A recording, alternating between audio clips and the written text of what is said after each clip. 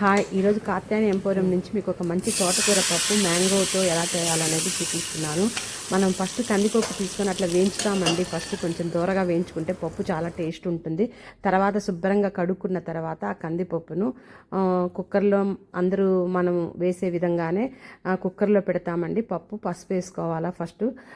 పసుపు వేసుకున్న తర్వాత తోటకూర పప్పు అంటే ఆకుకూర ముందే కట్ చేసుకొని శుభ్రంగా కడిగి పెట్టుకోవాలండి. ఆకుకూరను, తోటకూరను శుభ్రంగా మేము 3 సార్లు కడుగుతామండి. తోటకూరను చిన్నగా కట్ చేసేసి కాడలతో సహా శుభ్రంగా కడిగి పెట్టుకుంటాము. ఇలా పసుపు వేసిన తర్వాత ఫస్ట్ ఒక పావు స్పూన్ అండి జీలకర్ర పొడి, ఒక పావు స్పూన్ ధనియాల పొడి వేస్తామండి పప్పులో. వేసిన తర్వాత ఎక్కువ వేసుకోకూడదు, కొంచెం వేస్తే పప్పు చాలా టేస్ట్ ఉంటుందండి. పావు స్పూన్ జీలకర్ర పొడి, పావు స్పూన్ ధనియాల పొడి వేసిన తర్వాత చింతపండు తక్కువ వేసుకోవాలా, ఎందుకంటే ఇందులో మామిడికాయ ముక్కలు వేస్తామండి. కట్ చేసి పెట్టాం కదా, కొత్తిమీర, అలాగే కరివేపాకు, టమోటాలు, పచ్చిమిర్చి, ఆనియను.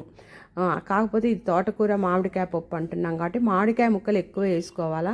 అసలు చింతపండు వేసుకోకపోయినా పర్వాలేదు, కాకపోతే ఒక 2 రెబ్బల చింతపండు వేసి మామిడికాయ ముక్కలు ఒక 5-6 ముక్కలు వేసుకోవాలా. పచ్చిమిర్చి కొంచెం ఒక 2-3 పచ్చిమిర్చి వేసుకోవాలా.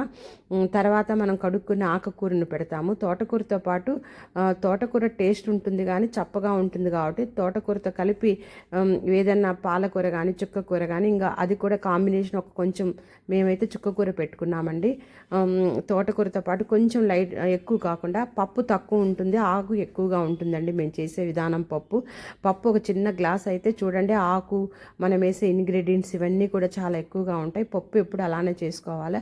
1 స్పూన్ కారం వేస్తున్నామండి. కారంతో పాటు ఇటు సాంబార్ కారం అని మనందరికీ తెలుసు, అదే మసాలా కారం లేదా సాంబార్ కారం అంటారు ఇక్కడ గుంటూరు సైడ్ వాళ్ళు.